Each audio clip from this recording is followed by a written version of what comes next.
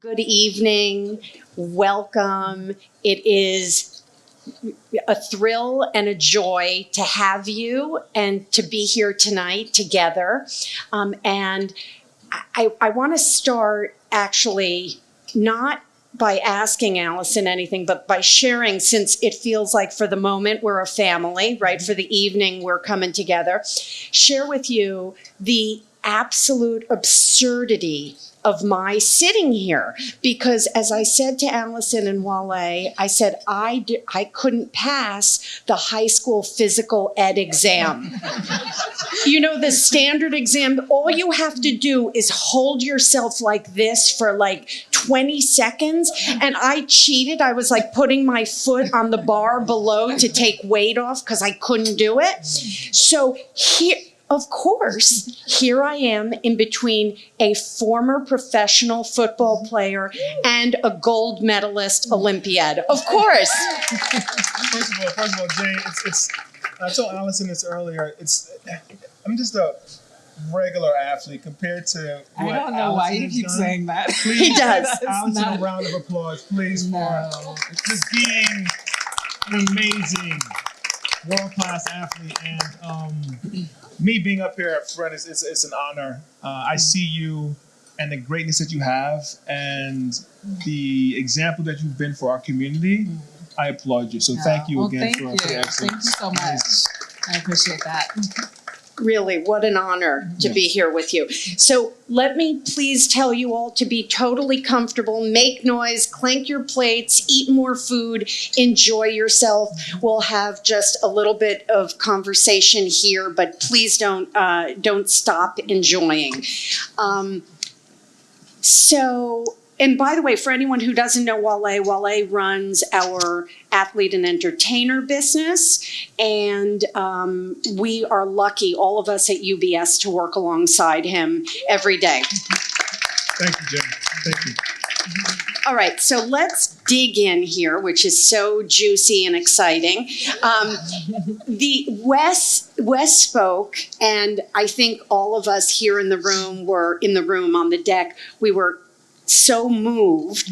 And so I'm standing there as I'm listening to Wes, and I'm thinking to myself, I really, if I'm going to be honest with myself, I don't know if I would have been able to make the same decision that you did. And I feel scared of many things and try to manage that. And I'm wondering, were you scared? Did you feel really scared taking on Nike and putting yourself in that position?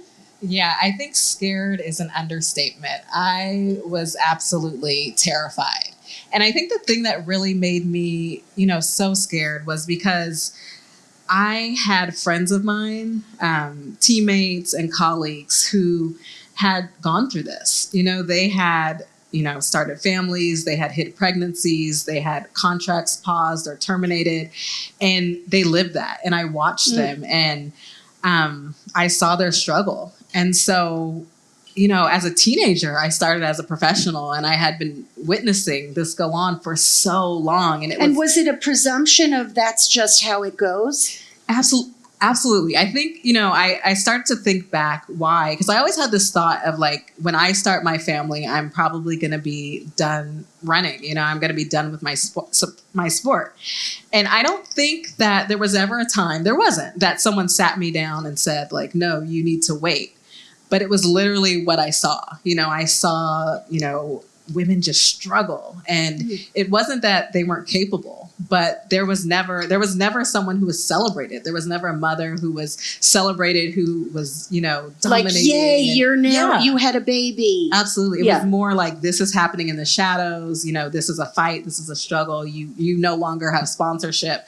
So growing up, seeing that, it was just like, it was ingrained in me. And so when it was my time, and when timing was also really bad, when I was going through negotiations, also stepping into, this whole family life, I was terrified that it was just, I knew I wanted to compete longer, but I felt like I wasn't going to have the option. So you were terrified. I just want to know that I'm normal. Absolutely. That's what I'm looking for, is a little therapy here in front of everyone. Yeah. Something that Wes, who is just such a great storyteller and such an amazing big brother who has always taken care of me, but he's been on this journey with me. And when I was really struggling with what to do, he reminded me that you can use your voice, and even if it shakes, you can still speak your truth and share your story.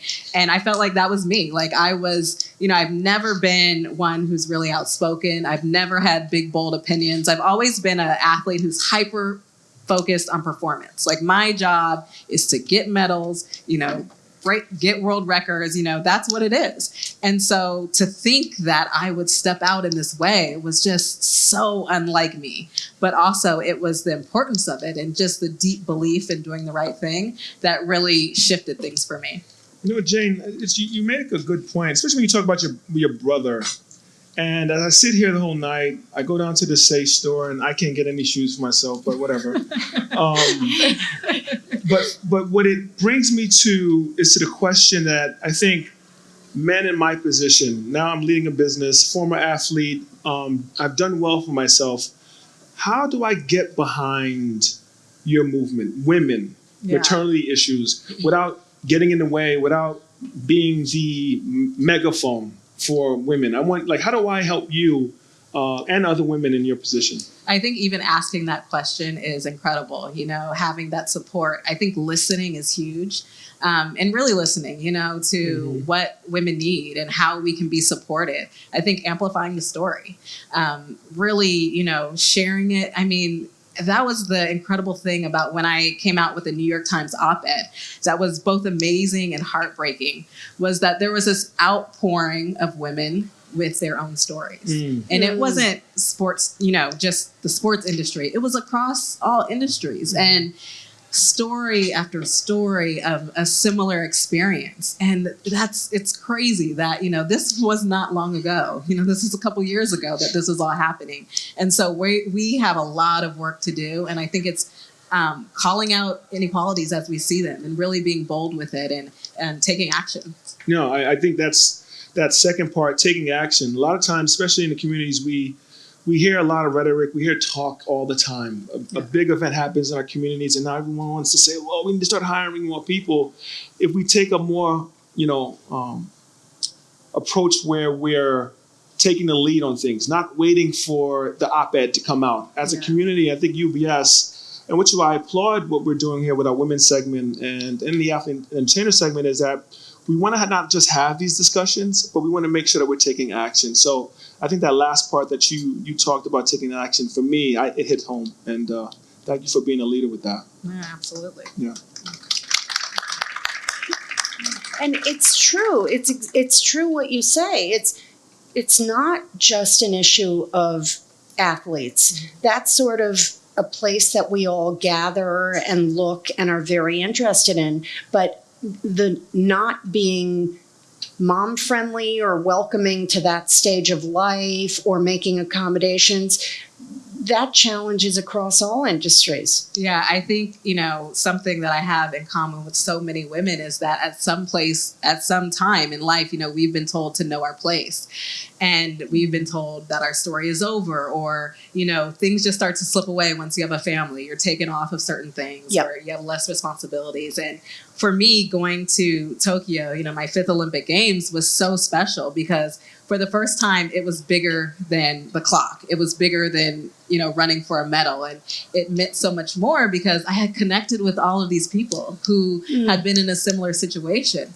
And I was a representation. Here I am. I was told that I shouldn't be here. I was told that I was too old, that after becoming a mom, I couldn't do it. Yeah. And, it was a fight and it was a struggle and it was hard at every turn of the way.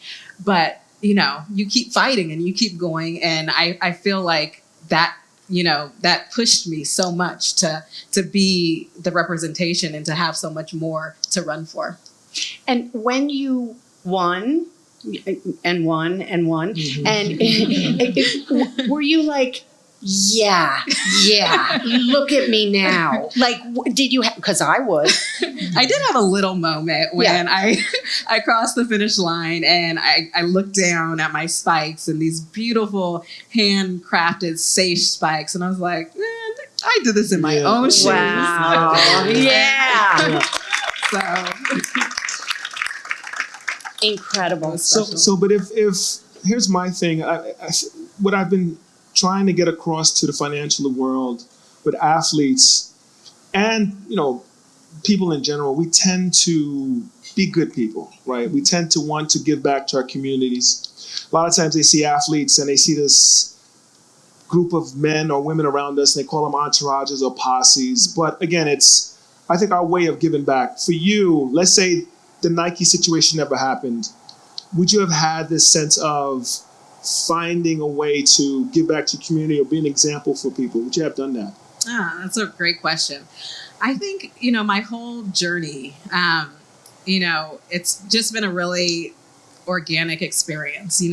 As each kind of different season of life has approached, I've learned about myself and I've grown. And I remember, starting this sport as a teenager and being so shy and just, just really in my box. And over the years, being able to step outside of that. And I've been always, had a heart for my community. Mm-hmm. But I think my eyes have just been open to so many different passions through what I've been through. Mm-hmm. And having my daughter, I gave birth 2 months early and I had a very traumatic birth experience. And my eyes were open to the maternal mortality crisis that Black women are facing. Mm-hmm. And so then there was another passion there. And it was just like each experience, has really kind of pushed me to advocate for women in different spaces. And no, I don't think if those weren't my own, authentic experiences, I probably wouldn't have found myself going down this path. But I'm so grateful for my journey. I'm so grateful where track and field has taken me. I never would have imagined to go down this path in life. And I'm sorry, I've already mentioned this to people, so I'm repeating myself, but my favorite picture of Allyson and her daughter is with her daughter wearing a t-shirt that says, "My mother runs faster than your mother." Yeah, we can thank my husband for that. He also has a shirt.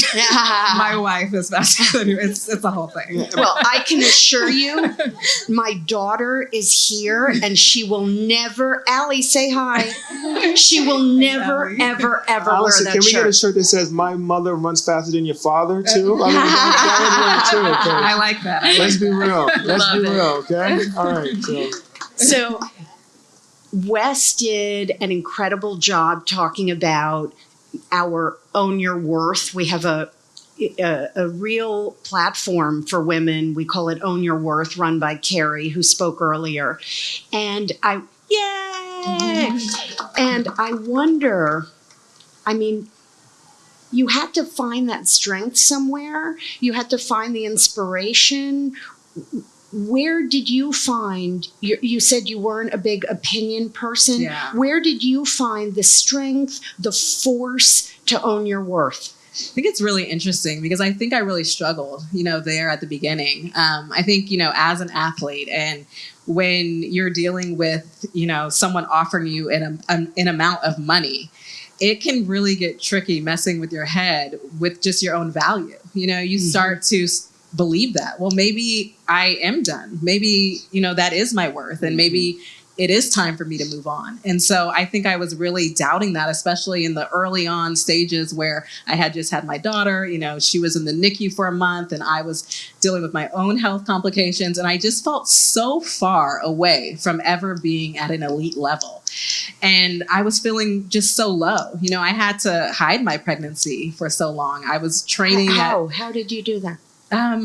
So I didn't have anything in writing, with an offer. And so it's literally what happens in track and field. Women hide their pregnancies. And so I was doing the same thing. I was training while it was still dark, 5:00 in the morning. And, I was still competing while I was pregnant and no one knew. And so it was just this time that should be celebrated and should be incredible. For me, I wasn't going out of the house. I was wearing baggy clothes, whenever I did have to venture out. And let me just ask, is that because you knew that if they found out that you were pregnant, that you would lose leverage to negotiate? yes, even the 70% that less than I had been making that was offered to me even before they were aware that I was pregnant.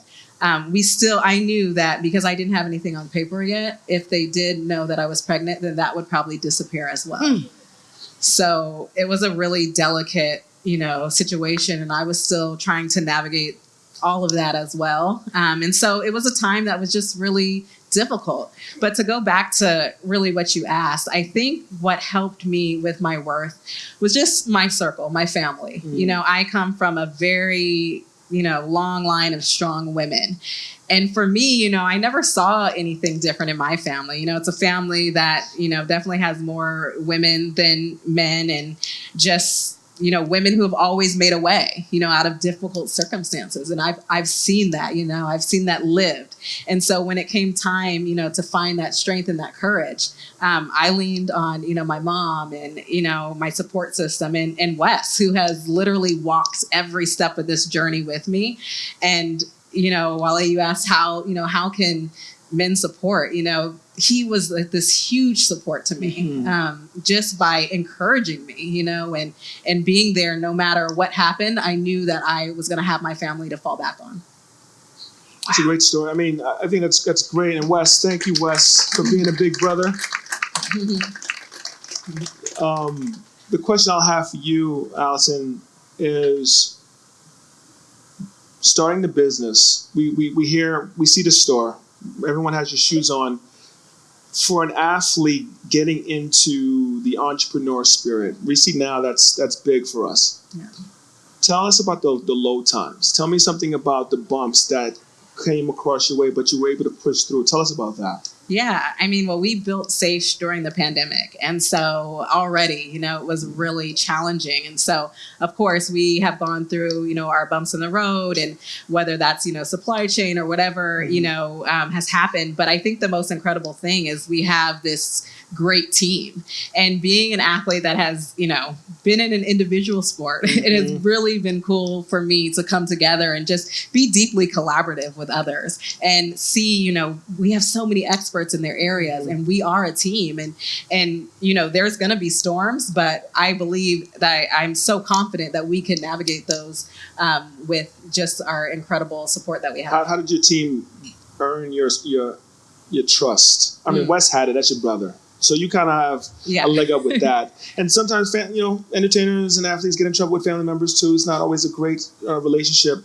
But for you and your team with, Lauren and team, how did they earn your trust? Well, at the core of what we do at Sage is the mission and why we're here. And I think everyone has connected with the purpose. And starting with my story, we're all here because we want to serve women and we want to push for, equality. And so, yes, our product is shoes, but it's so much deeper than that. And I think when you have that purpose that you can all center around, and, when you're doing work day in and day out, and when we all connect to that, there's just so much more meaning there. And so I connect with each person on our team in that way, and really believe, that's what brings us together, is doing important work that is so much bigger than, just product. Jane, you always talk about purpose. You always talk about that.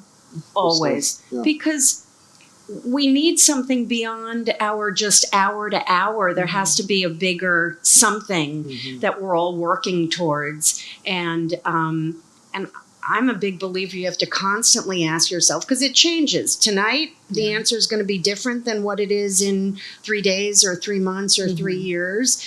But it's important to have. Yeah. So you have many of your remarkable team members here. And do you think that basically, like, you're getting now the feeling of doing, because you're a runner. Now this feels like, oh, you're on a basketball team. I'm on the team. Yeah. I made it. Yeah, it's been incredible. Just to be able to work, with others. And like you said, having that purpose and having that meaning and really striving to do things differently. I think that's been the best opportunity. For me, I never wanted anybody else to feel that feeling that I felt. When I got that phone call after a decade of feeling like I was a part of a family, then you believed you were a part of a family. Believed. And so when it felt like, okay, I'm no longer, I have no more worth. I have nothing to offer here. And so just wanting to build things in a different way and take a holistic approach and just really change, the way that things are done. Wow. I wish you would have known me when I retired, because as soon as I retired, Nike pulled my contract ASAP. Like, I couldn't get any more free sneakers. So that's always been the case with me. Again, your story is amazing, and I want it to be an example for not only just women, but I think for men, for resiliency. And the thing that touched me the most is you having the courage to step out. Mm-hmm. I don't know if it was a slip from your brother Wes, but early on, he kind of was a little bit, his voice was shaky. Mm. How did you still have your resolve with your bigger brother putting a little bit of doubt in your mind? How did you push through that? I think just really, there came to a point, I remember this vividly. I talked about how my daughter was in the NICU and we had a really difficult time. I was just really watching her fight and just some struggles there. But I had just came home from the hospital and I was sitting in her nursery. And at this time, we're still going through a process of, difficult negotiations, not sure what's going to happen. And Wes comes to me with a request from Nike for me to take part in a Women's World Cup campaign. And here's this campaign that is, telling little girls that they can do anything that they want to do, while we're having this internal, battle and this internal struggle for maternal, protections. And at that point, it was just like, I need to do this. And so it was my, it was my decision. And I just deeply believe that no matter what the consequences were, and, he's my big brother and he's coming from a perspective from business and, is this the right time? And, that definitely flashed in my head as well. You left a lot of money on the table. Right? Yes, it was definitely a very risky thing, but I was moving with my heart and I was moving with what I felt was right. And I think the biggest thing was I was looking at this little girl, this girl who had just fought for her life, and thinking about the world that she's going to grow up in. And if I don't do this could be her fight. And, I just felt like I was in a position to be able to do something. Amazing. Okay. If you don't mind, before we close and ask, I want to ask one question, because what we're doing it with my division is we talk about legacy a lot. Mm-hmm. And this is going to be a little corny because I'm going to say, when the race is all done, right? So I'm going to say that. So when the race is all done, what do you want your legacy to be? Like, what will it be? I think had you asked me that, some years ago, my answer to you would have been, the most medals or the fastest times, world records, something, in that realm. Today, I hope that, it'll be something surrounding fighting for women, changing, the sport for better than when I arrived, and continuing to always try to push for more. Mate, you're well on your way. Thank you. You're well on your way. Thank you.